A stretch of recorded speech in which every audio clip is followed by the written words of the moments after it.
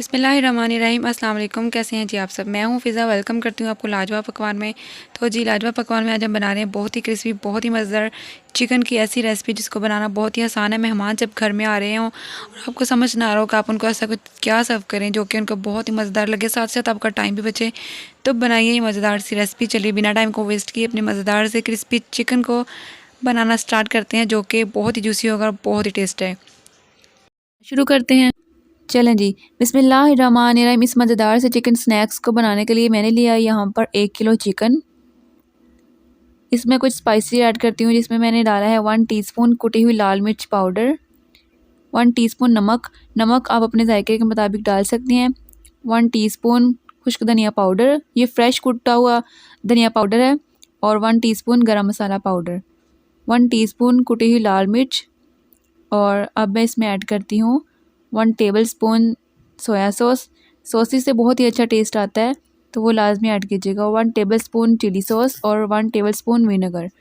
Vinegar से भी बहुत अच्छा टेस्ट आएगा। अब हम चीज़ों को आपस में मिक्स कर लेते हैं और इसको मैरिनेट होने के लिए 15 मिनट के लिए छोड़ देते हैं। 15 मिनट के बाद अब हम इसमें ऐड करते हैं 2 टेबलस्पून कॉर्नफ्लोर के। कॉर्नफ्लोर बाइंडिंग के लिए बहुत ही अच्छा होता है। और 2 टेबलस्पून हमने इसमें ऐड किए हैं मैदा के। मैदे से बहुत ही स्नैक्स क्रिस्पी बनेंगे। अब हम चिकन को अच्छे से मिक्स कर लेते हैं ताकि अच्छी सी कोटिंग हो जाए। ये देखें, इस पॉइंट पर हमने इसमें पानी बिल्कुल भी ऐड नहीं करना कोटिंग के लिए। अगर आपको थोड़े पानी की ज़रूरत महसूस हो तब आपने थोड़ा सा पानी ऐड कर देना है, लेकिन ज़्यादा पानी आपने ऐड नहीं करना। लास्ट में मैं इसमें डाल देती हूँ थोड़ा सा फूड कलर, इससे बहुत खूबसूरती आती है।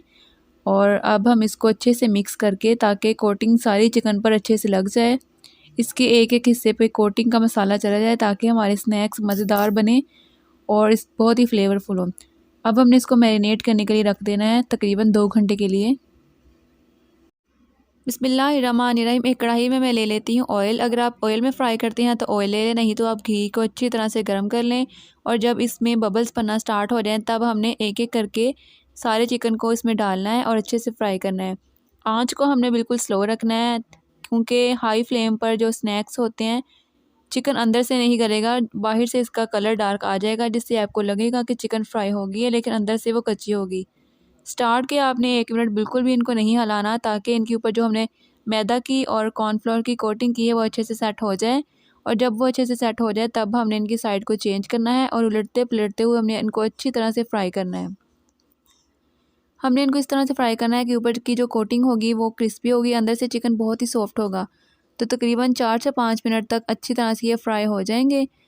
और जब ये अच्छी तरह फ्राई हो जाए, कलर इनका गोल्डन आ जाए, अंदर से चिकन बिल्कुल अच्छी तरह गल जाए, तब हमने इनको निकाल लेना है। और बाकी के जितने बचे होंगे वो भी हम फ्राई कर लेंगे। तो सर्दियों में ये गर्मा गर्म से स्नैक्स चिकन पीस बहुत ही पसंद आते हैं, आप लाजमी इनको ट्राई करें। सर्दियों में ये गर्मा गर्म से स्नैक्स चाय के साथ आप लाजमी ट्राई करें। इवनिंग स्नैक बहुत अच्छी लगती हैं और आप उनको बच्चों को लंच बॉक्स में दें या एज अ स्टार्टर यूज़ करें तो बहुत ही पसंद आने वाली रेसिपी है।